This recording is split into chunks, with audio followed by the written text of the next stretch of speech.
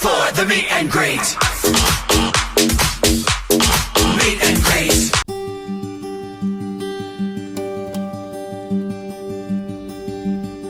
Hello viewers, Nazreen, Darshak, how are you guys?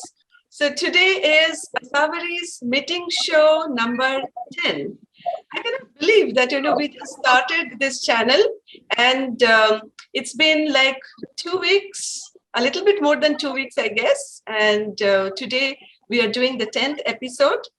And today's guest is Mr. Ali Mirza.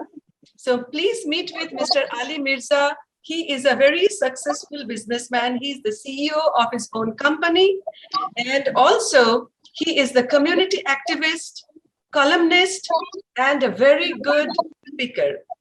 So welcome, Ali, in our show. And please introduce yourself to our audience. Thank you very much. I think you introduced me pretty well. I cannot do any better than that.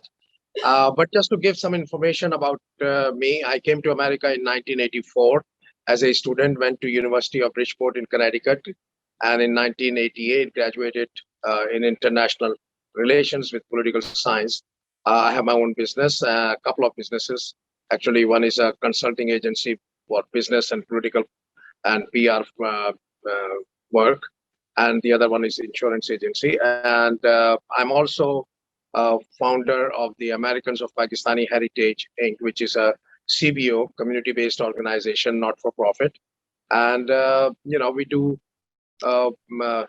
work to improve the conditions of the Pakistani American community and other people who join us from the immigrant communities. So Indians, Bangladeshi, Afghanis, whoever, and we work with all these communities for our common good. Very good. It's a great introduction for yourself. So let's just start today's discussion. We have 3 topics of discussion. The first one is Afghanistan and US President Biden.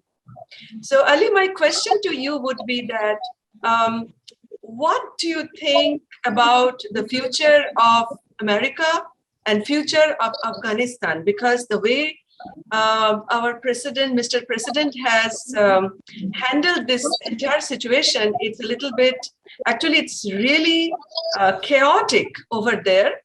And we all have seen the footages which are coming, which are continuously coming, and some of the footages have become very viral.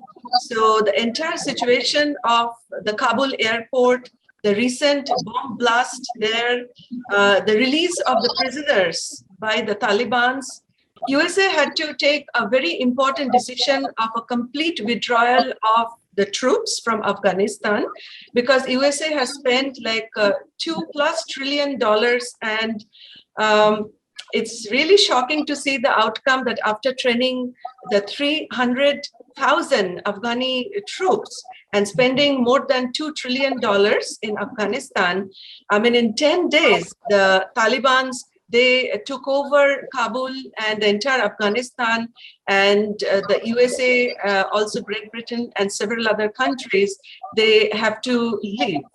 So do you think, Ali, that our President Biden could have done a better way of what he just did, like withdrawing the troops? Well, wars are messy. And ending a war, especially a messy war like the one in Afghanistan for the last 20 years, was bound to be messy. Now, could have it been handled a little bit better? I'm sure there is always a room for improvement, and we are judging it sitting outside. But what it looks like is that this process, as you know, was started by the former president, Mr. Trump. And what will happen, and what is the future of Afghanistan, and what is the future of America in that area, what role America will play, will all depends now in actually what was agreed in Qatar and Doha in the meetings. Because all we know is that, yes, there is an agreement, and then America will be leaving. by August 31st. Initially, it was supposed to be in May, as agreed by former President Trump, but then Biden extended the withdrawal date. But what were the other details? Okay, Taliban will do what in exchange for what? So those are the kind of things that we have to wait and see, because they are going to come out now sooner or later, and there is always a deal behind the deal. So what we know about the deal is not everything. There is some, I'm sure, some kind of understanding and some kind of deal that we are not aware of at this point. So we'll see what happens and how Taliban behave and act now that they have to form the government and deal with running the country instead of just being an insurgent group. Their past history has not been very good. It's very alarming, not only for the world, but more importantly, I think, for the Afghan people themselves and for the neighbors, pretty much all neighboring countries. And also, we have to remember when talking about Taliban and Afghanistan, we have to remember that Taliban is not one solid group. It's not just one group. There are different groups within Taliban. There are Talibans who have different policy from the other groups of Talibans, and a lot of times they have fought among themselves and between these different groups. So we have to wait and see what comes out and all. But there are a couple of things which are kind of a good sign and a couple of things which are alarming at this point. Let me mention the things that are alarming. That is releasing the prisoners from Afghans prisons, those prisons who were there because of their affiliation with ISIS and other terrorist groups in the area, Daesh and other terrorists and Al Qaeda. So that is something alarming. Then what happened at Kabul airport, and it was claimed, the attack was claimed by ISIS. That was alarming. But there are some good signs also. They are talking the good talk. But as we say, that proof of the pudding is in the pie. So we have to wait and see how they actually perform. But they have been talking that, yes, women will have the right to work, and as long as they do hijab, it will be okay. So the shuttlecock burqa will not be required. And that they are going to work with all Afghan people, different ethnic and religious and sectarian groups. So they have talked the talk, but let's wait and see what kind of walk they actually walk. Ali, do you think that the current day Talibans, they will be a little different? This is because I had been watching their press conferences, and they sounded to me quite intelligent and also well educated. They were speaking English fluently, some of them, and some of them with American accent, because there is an American university, I believe, in Afghanistan. And do you think that since they are now educated, I mean, 20 years ago, those Talibans were very tribal, they were rural, they were very orthodox, they were very conservative. And do you think that the current day Talibans may be a little different than Talibans 20 years ago? Well, in appearance, yes. In looks, yes. They are not our grandfather and father's Taliban. So they, in their appearance and looks and talk, they seem to be different. But appearances could be deceptive also. And they could be the same Taliban as 20 years ago. So we have to wait and see. But yes, I mean, some of them are educated. Some of them have been living in exile, so they have learned different languages. They wear clean white kameez shalwar, Afghan dresses, compared to what we saw 20 years ago. So there is some different perception that is being created about Taliban by themselves and by some other media coverage. But we have to, like I said, the proof of the pie is in the pudding. So I mean, proof of the pudding is in the pie. So we have to wait and see what happens and what Afghans actually and these Taliban actually do, and how they rule Afghanistan, and what kind of relationship they establish with their neighbors, and with different neighbors, their neighbors with different interests. Pakistan, India, Iran, China, Russia, and they all have I think different interests. Uzbekistan also, right? I'm sorry? Uzbekistan? Yeah, Tajikistan, Uzbekistan. So those areas are close also. So we have to wait and see what happens.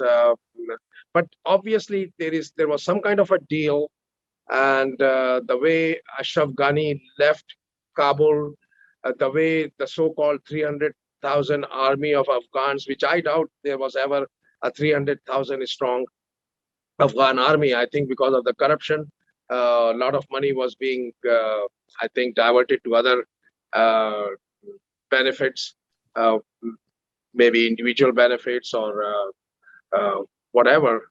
But at least there must have been some kind of force, if not 300,000, 100,000, or 150,000. But there was no fight. It was almost like the country was vacated and handed over to Taliban. Pretty Right. much. I mean, the Taliban's won practically uncontested, right? Yes. So Yes, there was easily and there so was no quickly in war. 10 days. It's unbelievable. There was no war. There was no fighting. There was no attacks. Nothing. So they just moved in and drove from part of the country all the way to Kabul. And before even anybody could realize what's going on, they were in Kabul in presidential palace, and Ashraf Ghani had fled the country. So. Right.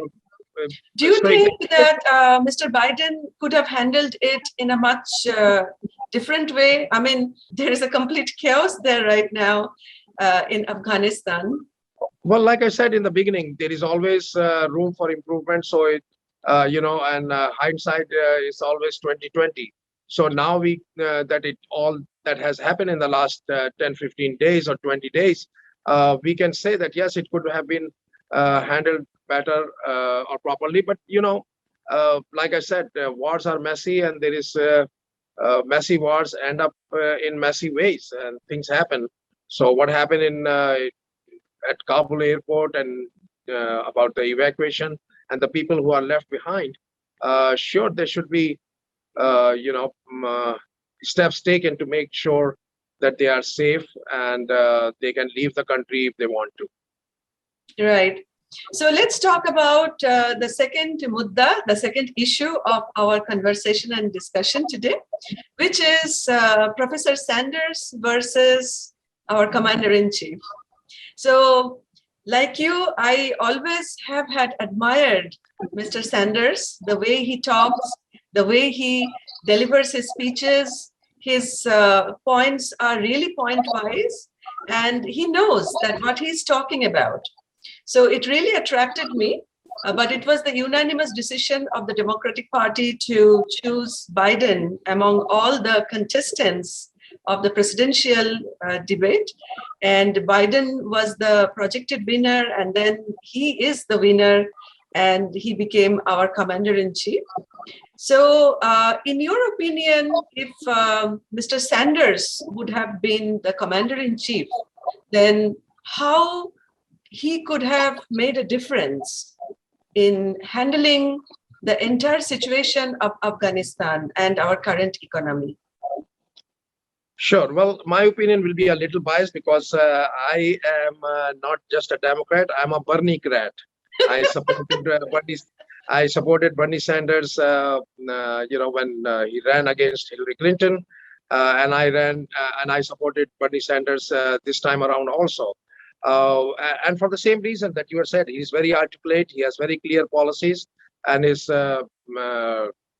a very his clarity of mind is amazing, and he has been steady and solid on issues for a long time, and he has not changed his positions based on which way the wind is blowing. And so he has been an anti-war person. So I'm sure if he was elected as the Democratic Party candidate and would have been the current sitting president in Washington, D.C. And commander-in-chief, then I'm sure things would have been different. He would have been more particular about the details and logistics and strategy. And I think his strategy would not have been, and this is just my guess, having been a follower of Bernie Sanders for such a long time and being a student of politics and watching the events, I think he would have planned a bigger, comprehensive strategy to end all the wars and to promote diplomacy. So he would have probably looked into the Trump deal that was done and probably tried to better it, and would have probably tried to get the neighboring countries in the area more involved, and the Afghan government itself more involved, because I mean one of the complaints in this Doha discussion and negotiations was that Afghan government of Ashraf Ghani was completely neglected and left out.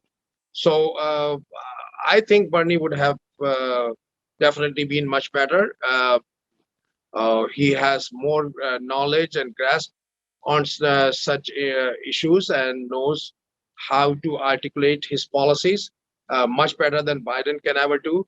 And also, he has trust of the people and would have been a much stronger president, let me say, than Biden is. And he's really very well experienced and a very accomplished person. And it's really, I don't know how to say it is. I wasn't happy to see him go from the presidential contest. That means two of us. Yeah, exactly. And first it happened with Mrs. Clinton, Hillary Clinton, and then with Joe Biden. So it is, our loss. I would say that we lost somebody, who could have been a very successful and a very intelligent commander-in-chief of our country, because right now, our country is in such a position that, I mean, people, they had been cursing, blaming, and we are very well known as the police academy of the world.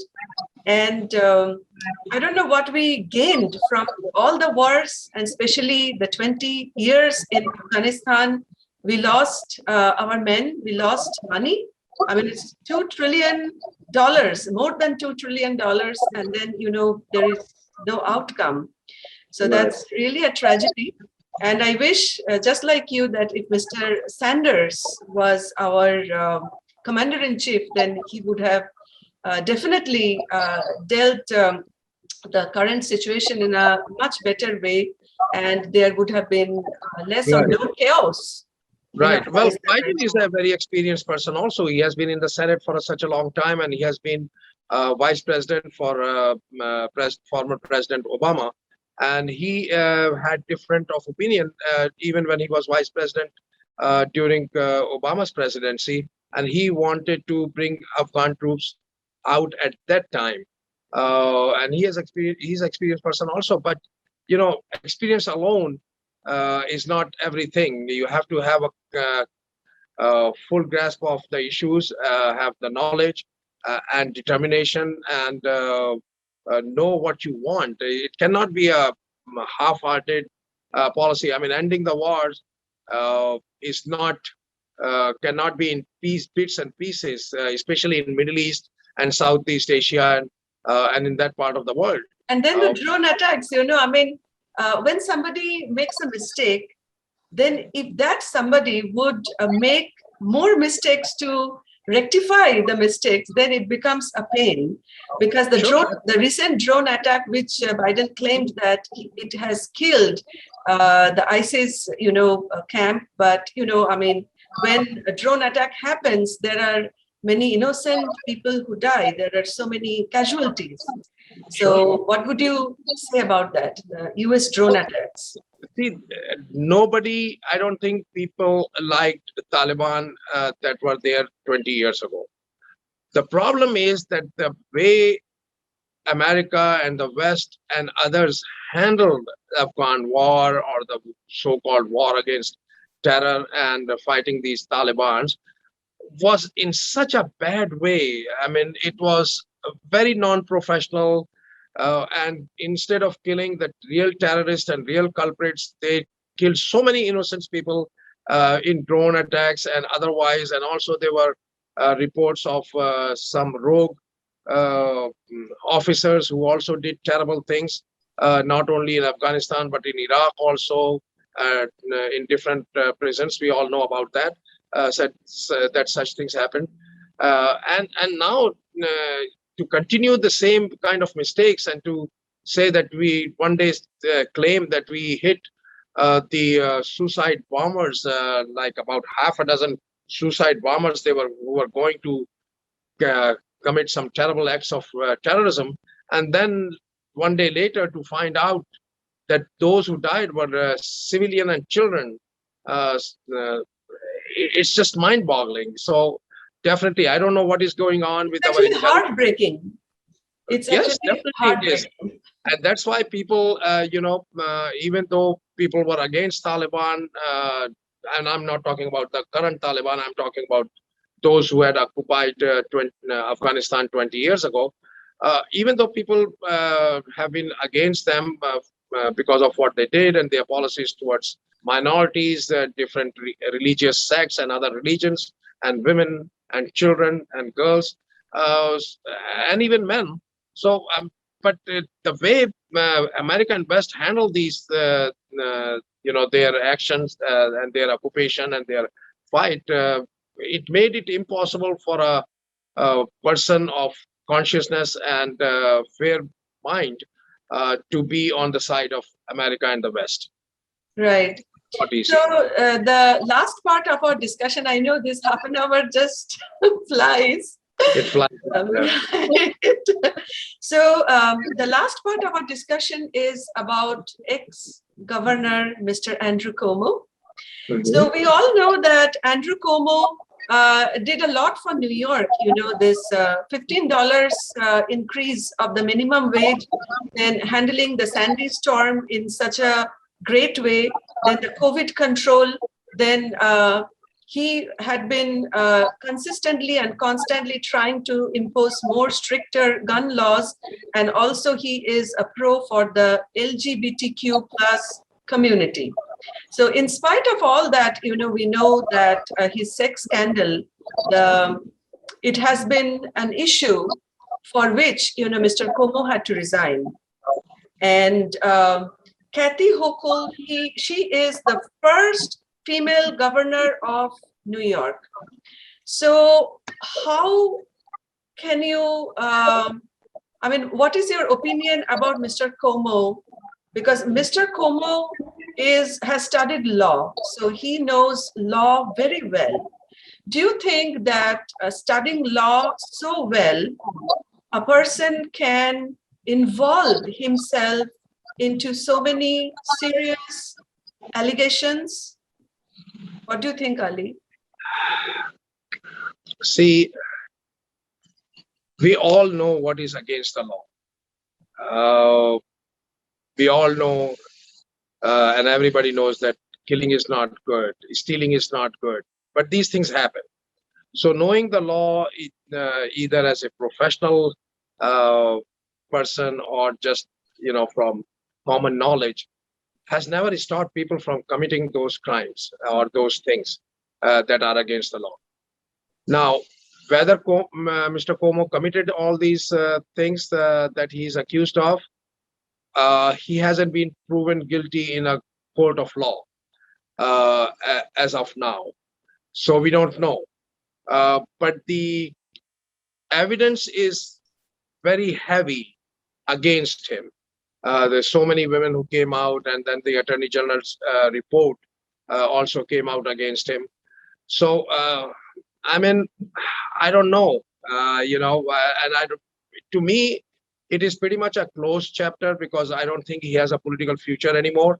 I don't think, despite having done some good things like improving infrastructure in New York City, like LaGuardia Airport, and working on JFK and some bridges, and some other stuff that you mentioned. And and a lot of people He liked did him. an And a lot of excellent job people in the Tappan Zee Bridge, which he named after his father, Mario Cuomo Bridge, which connects the Westchester County to the Rockland County. So his career was pretty impressive, and I think he won 3 times in 3 terms.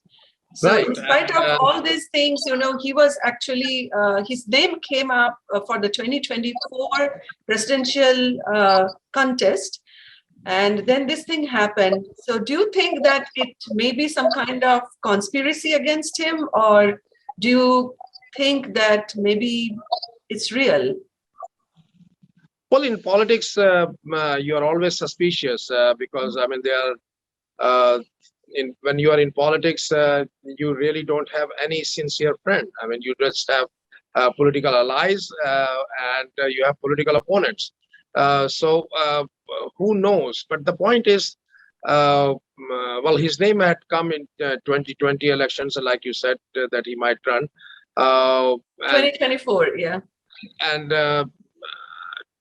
but see, I don't know if he has any political future at this point. So I don't think so that he will be running. That is my opinion. But I mean, he's also like his father. I mean, his father was also mentioned a couple of times as a potential candidate for president. But Mario Cuomo, he was also the governor of New York State, and his name had come up a few times that he might be running Right. for president, but he never did. And people always said that maybe that is because he has skeletons in his closet. But nothing was proven, nothing came out. But people always suspected that because of those skeletons, he does not run for president. Otherwise, he was a great orator, much better than his son, the former governor. But he never ran, and Cuomo also never ran. Some people had mentioned his name for 2020 presidential race also.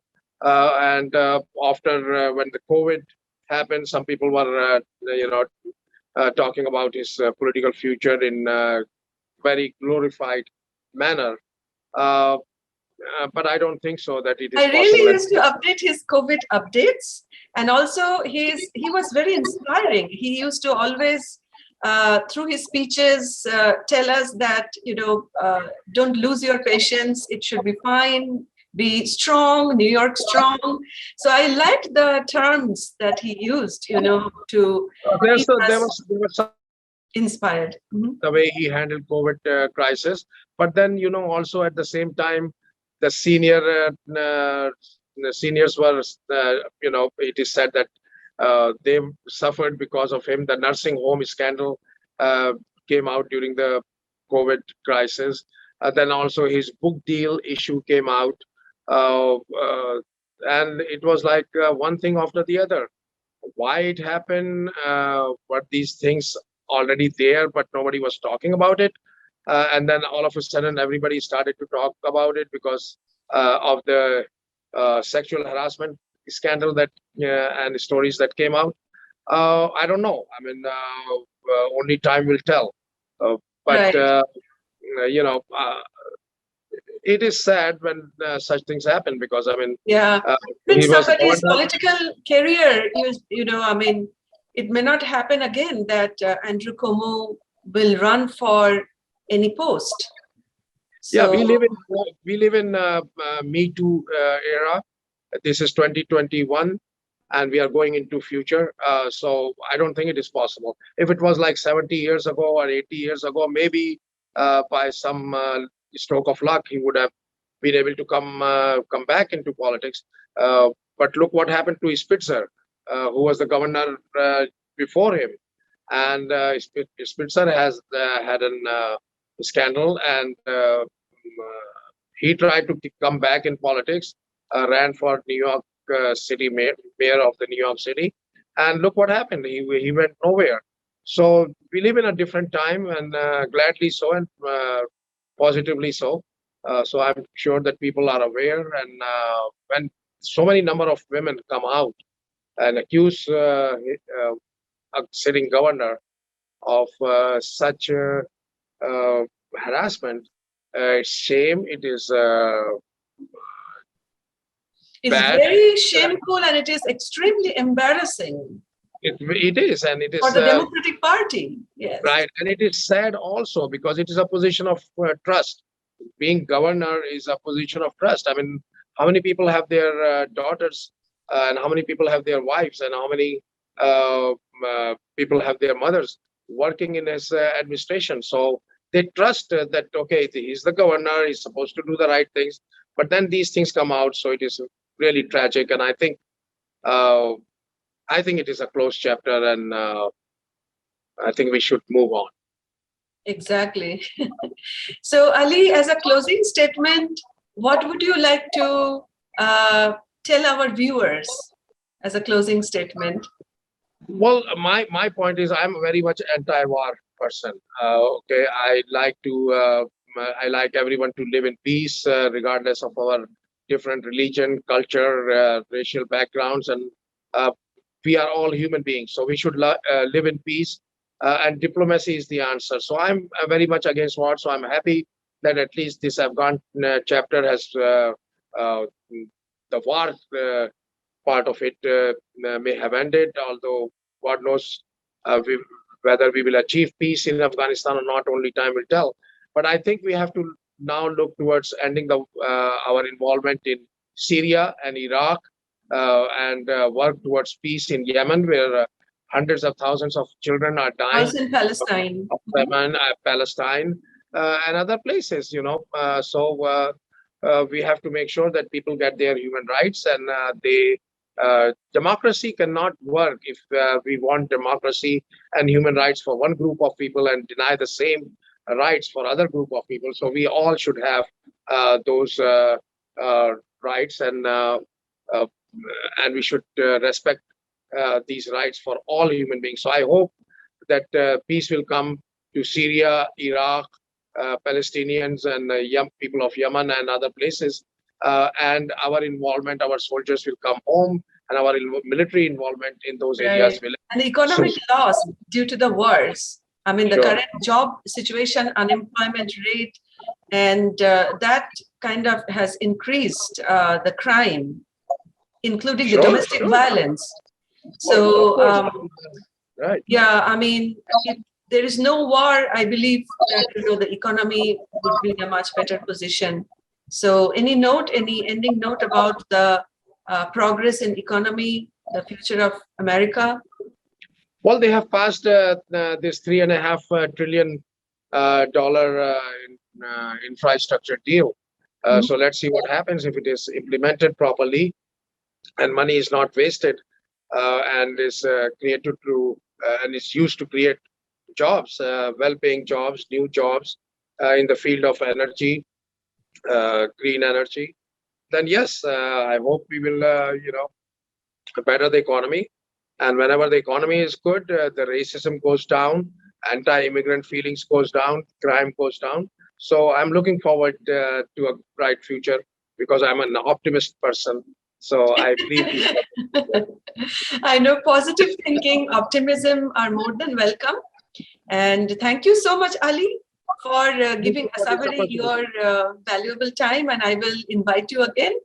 And it's always my great pleasure to talk to you. So, likewise, thank you for the opportunity. You are more than welcome. And next time when you come, we'll bring some other issues of our discussion. And thank you so much. It was a very productive, fruitful, and informative discussion. Thank you so much. Thank you. Good night.